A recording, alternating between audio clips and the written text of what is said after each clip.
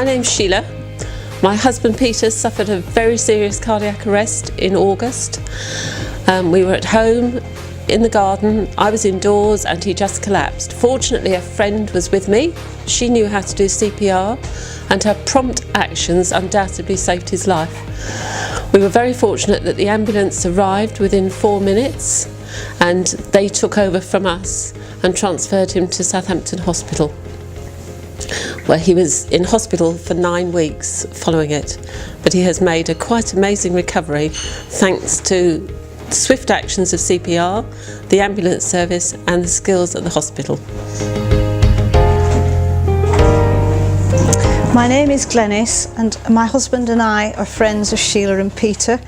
We have a love of caravanning, and Shelagh and Peter were buying a caravan that day, and so we came back to the house with them to assemble and help them put it out where it should be.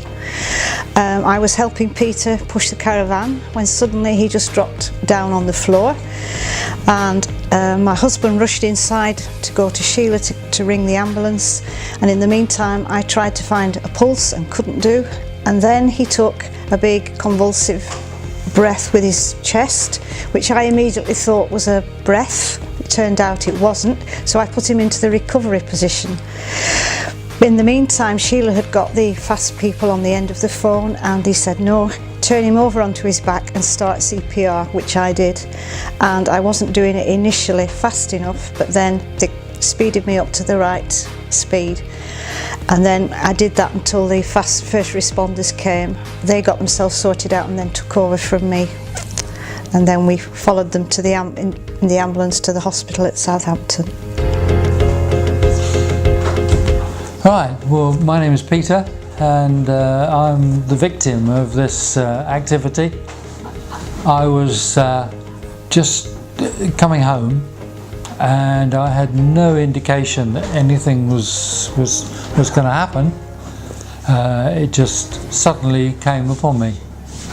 I was so lucky that we had our friend there who knew what to do. She carried out CPR, so that was done almost immediately.